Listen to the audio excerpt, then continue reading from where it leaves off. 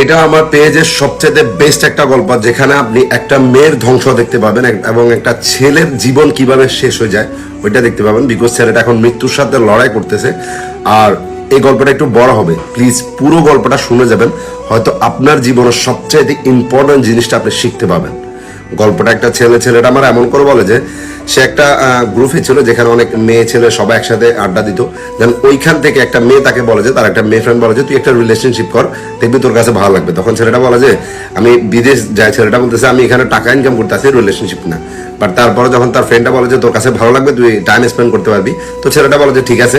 দেন ওই মেয়েটা তার একটা পরিচিত মেয়ের নাম্বার ছেলেটাকে দেয়, কিন্তু ওই নাম্বারটার মধ্যে একটু মিস্টেক হয়ে যায়। যেখানে ছোট বোনের নাম্বারটা দিবে মেয়েটা, ওইখানে বড় বোনের নাম্বারটা দিয়ে দিছে একই ঘরে। দেন ওই বড় বোনের সাথে যখন সে ওই টাইমে ওদের বাটন ফোন ছিল, দেখা হতো না, জাস্ট কথা বলতে বলতে একটা সময় ওই মেয়েটাই আগে থেকে ছেলেটারে প্রপোজ করে দিল। এটা যখন অনবরত ছেলেটারে প্রপোজ করতেছিল, ছেলেটা কিন্তু অ্যাকসেপ্ট করে না, জাস্ট কথা বলতেছিল। বাট এভাবে 3 মাস কথা বলার পরে জানতে পারে যে সম্পর্কটা করার কথা ছিল তার ছোট বোনের সাথে, কিন্তু এখানে বড় বোনের সাথে হয়ে গেছে। আর এটা জানার পরে ছেলেটা মেয়েটার সাথে ব্রেকআপ করার চেষ্টা করতেছিল, বিকজ ছোট বোনটাকে ছেলেটা আগে থেকে জানতো এবং পছন্দ করতো ওই মেয়েটার কথা অনুযায়ী।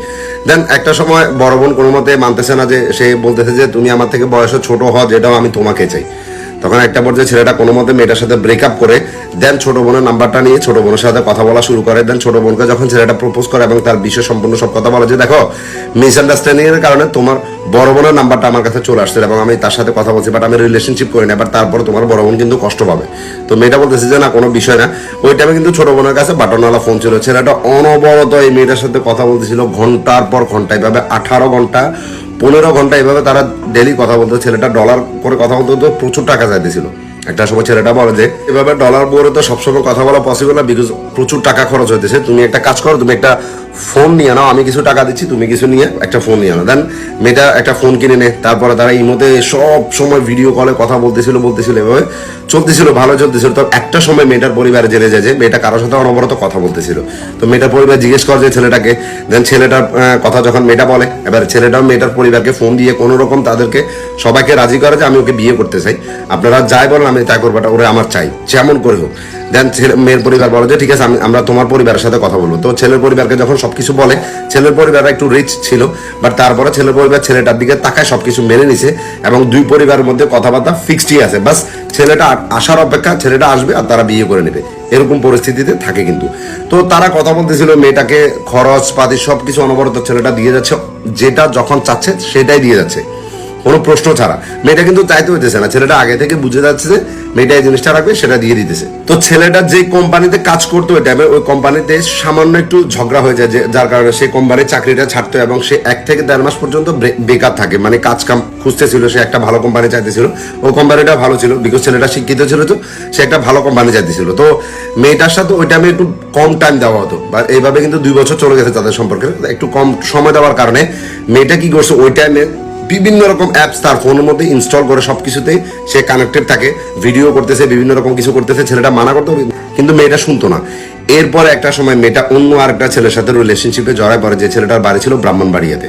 এবং এই বিষয়টা কিন্তু এই ছেলেটা নোটিস করতেছে যে কিরে তারা আমি এখন খরচের টাকা বা কোনো কিছু দিতেছি না, বিকজ আমার এখানে পরিস্থিতি একটু খারাপ চলতেছে, বাট সেইগুলো পাইতেছে এটা কোথায়।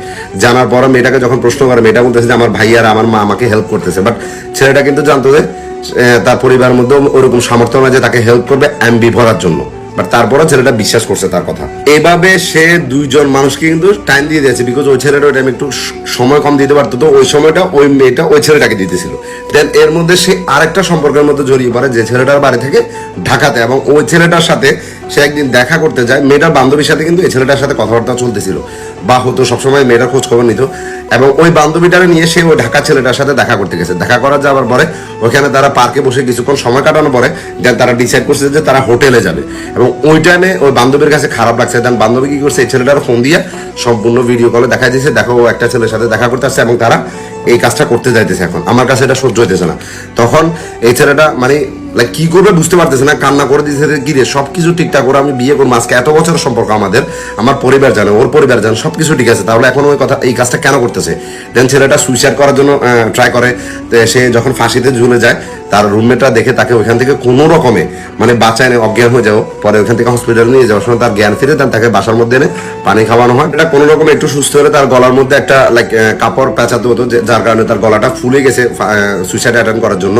তো ওই রাত্রেবেলা মেয়েটা তাকে ফোন দিছে এবং মেয়েটা ওই টাইমে বাসায় আসছে, বোরকাটা পর্যন্ত এখনো খুলে নেয়। ওই টাইমে ছেলেটাকে ভিডিও কল দিছে। ছেলেটা বলতেছে যে সবকিছু জানার পর ছেলেটা জিজ্ঞেস করতেছে যে তুমি কোথায় গেছিলা। তো বলতেছে যে আমি কোথায় যাবো, আমার ফ্রেন্ডদের সাথে ঘুরতে গেছিলাম। তো অনেক জুয়েলারি তার গলার মধ্যে ছিল বা কানের মধ্যে ছিল। বলতেছে যে এগুলো তোমার কে দিছে। তখন মেয়েটা মজা মজা বলে দিছে আমার বয়ফ্রেন্ডে দিছে। ছেলেটা তো জানো সত্যটা, সিরিয়াসলি বলতেছে না আমি তোমার সাথে ফান করতেছি, বান্ধবীর সাথে একটু ঘুরতে গেছিলাম এটাই। তো ছেলেটা ওইটাও বিশ্বাস করে নিয়েছে সত্যটা জানার পর। বিকজ মেয়েটাকে যখন কিছু জিজ্ঞেস করতো না, মেয়েটা বলতেছে যে আমি যদি তোমাকে ধোকা দিয়ে থাকি বা তোমাকে মিথ্যে বলে থাকি, আমি আমার মৃত বাবার সাথে জেনা করতেছি। এই কথাটা বলার পর যে কেউ বিশ্বাস করবে, বাট সত্যটা জানার পরও ছেলেটা মেনে নিয়েছে, কিচ্ছু বলে নাই। তো মেয়েটা না ধীরে ধীরে ছেলেটাকে ইগনোর করতে শুরু করে, মানে আস্তে আস্তে ছেলেটার সাথে কথা বলা কমায় ফেলে। ছেলেটা জিজ্ঞেস করলে কিছু বলে না, মানে তার সত্যটা সে কোনো মতে স্বীকার করতে রাজি না। কথায় কথা সে সত্যটা বলতে চায় যে ছেলেটার রিয়াকশনটাকে দেখার জন্য, যে আমি অন্য একটা ছেলেকে পছন্দ করে আমি ওর মায়া পড়ে গেছি, তুমি আমার ভুলে গিয়ে। বাট ছেলেটা যখন জোর গলা জিজ্ঞেস করে তখন বলে যে না তোমার সাথে ফান করতেছি, এরকম কিছু না। একদিন ছেলেটাকে সত্য বলে দিয়েছে যে তুমি আমাকে বিয়ে করতে পারো, বাবা আমাকে নিয়ে স্বপ্ন দেখা বন্ধ করে দাও, বিকজ আমি কখনো তোমাকে বিয়ে করতে পারো না, আমি তোমার বউ হব না। তো ছেলেটা বলতেছে যে তুমি এমনটা কেন বলতেছো। তখন মেয়েটা বলতেছে যে আমার পরিবার চাচ্ছে না যে এত দূর আমাকে বিয়ে দিতে। বলতেছে যে তোমার পরিবার আগে রাজি ছিল, আমার পরিবারের সাথে কথা হচ্ছে, তাহলে এখন এটা কেন বলবে। তখন বলতেছে যে না এটা এখন বলছে। তো ছেলেটা কি করছে, মেয়েটার মাকে ফোন দিছে। মাকে ফোন দিয়ে জিজ্ঞেস করতেছে আন্টি কি হয়েছে, সবকিছু ঠিকঠাক ছিল, তাহলে এখন বলতেছেন যে ওরা আমার কাছে বিয়ে দিবেন না। তখন মেয়ের মা বলে দিতেছে যে দেখো অনেক দূরে, আমরা আগে বলছি ঠিক আছে, এখন আমরা মানা করতেছি, তোমার সাথে আমাদের বিয়ে দেওয়া পসিবল না। তো মেয়েটা দুলাভাইয়ের সাথে ছেলেটার অলওয়েজ কথা হতো। তো দুলাভাইকে ফোন দিছে, ফোন দিয়ে জিজ্ঞেস করতেছে যে আসলে দুলাভাইয়ের সমস্যাটা কি। বলতেছে দেখো ভাই আমি তো আগে থেকে জানতাম যে তোমার সাথে বিয়ে দিবে, বাট এখন কোনো রিজন ছাড়া বলতেছে যে তোমার কাছে বিয়ে দিবে না। তারপর আমি মেয়েটাকে বোঝানোর ট্রাই করতেছি যে কি হয়েছে। তো মেয়েটাকে জিজ্ঞেস করার পরে মেয়েটা কোনো মতে রাজি হবে না। মেয়েটা দুলাভাই বলে যে তোমার সাথে সমস্যাটা কি, তুমি বলো, ওই ছেলের সাথে সবকিছু ঠিকঠাক ছিল, এখন কি হইতেছে। তো মেয়েটা বলতেছে যে না কিছু হয় নাই। কিন্তু মেয়েটা তার বড় বোনকে এবং তার মাকে বলছে যে আমি অন্য আরেকটা ছেলেকে পছন্দ করে, তো আপনারা ও যাই বলুক বলবেন যে দূরত্ব, এখানে আমরা বিয়ে দেবো না, আপনারা শুধু এটা বলবো, অন্য কথা বলার দরকার নেই। তো মেয়েটার মা ঠিক ওইটাই বলছে, বিকজ ঢাকার যে ছেলেটার সাথে তার সম্পর্ক ছিল, ওই ছেলেটা অনেক রিচ ছিল, তাদের ঢাকাতে নিজস্ব ফ্ল্যাট ছিল, যার কারণে মেয়েটা ওইখানে বিয়ে করতে রাজি হয়ে গেছে। এবং মেয়ের পরিবারে দেখতেছে যে ও তো ঢাকাতে থাকে আর দেশে থাকে, অনেক টাকা পয়সার মালিক, আমরা ওইখানে বিয়ে দেবো মেয়েটাকে। এভাবে চলতে থাকে। ছেলেটা অনবরত কল দিতে থাকে, ছেলেটাকে ইগনোর করতে থাকে, অনবরত কল দিতে থাকে, ইগনোর করতে থাকে। বাট ওই যে বলে না যে ভালোবাসে, বেহার মতো সবসময় পড়ে থাকে মেয়েটার পিছনে। বাট মেয়েটা ব্লক করে দিয়েছে সব জায়গা থেকে, কথাবার্তা বলা প্রতিদিন বন্ধ থাকে। তার ঢাকার বয়ফ্রেন্ডে একদিন তার মানে মেসেঞ্জারে সবকিছু দেখে যায় যে সে আরেকটা ছেলের সাথে সম্পর্ক আছে, বিকজ ওখানে হট পিকচার বা হট কথাবার্তা চলতেছিল, যে কারণে দেখে জিজ্ঞেস করছে। পরে ব্রাহ্মণবাড়িয়া বয়ফ্রেন্ডের সাথে এবং ঢাকার বয়ফ্রেন্ড দুজন একসাথে যখন যোগাযোগ করছে, জানার পর সবকিছু যখন জেনে গেছে, দুজন মিলে মেয়েটার সাথে একসাথে ব্রেকআপ করে নিয়েছে। ব্রেকআপ করে নেওয়ার পরে কিন্তু মেয়েটার ভিতরে গিলটি ফিল হইতেছে না যে তাকে কে ছেড়ে যাচ্ছে, কে তার সাথে থাকতেছে, বিকজ সে ওই পর্যন্ত অনেক জনের সাথে সম্পর্কে চলে গেছে। সে ভাবতেছে যে এরা চলে গেছে, তার কি আছে, সে সবার সাথে কথা বলতেছিল সবসময়। এই ছেলেটার কথা তো তার মনেও নাই। কিন্তু একদিন তার খারাপ ভিডিও এবং খারাপ ফটো মটো অনেক কিছু মেসেজ সবকিছু না একটা ফেসবুক আইডি থেকে আপলোড করা শুরু হয়। দেন ওই মেয়েটা প্রায় 1 বছর পরে মানে ভাবতেছে যে এই কাজটা এই ছেলেটাই করতেছে। পরে ছেলেটাকে ফোন দিছে, বাংলাদেশ থেকে ডাইরেক্ট নাম্বারে ফোন দিছে। ছেলেটার মোবাইলে নেট ছিল না, তো ফোনটা ধরে ছেলেটা বলতেছে যে কি হয়েছে, যে মানুষটা আমি ফোন দিলে ব্লক করে দিতে, ও নিজে ফোন দিতেছে। তো ফোনটা ধরার পরে মেয়েটা বলতেছে যে তুমি অনলাইনে আসো। ছেলেটা বলতেছে এখন তো আমার এখানে নেট না, আমি একটু পরে আসতেছি।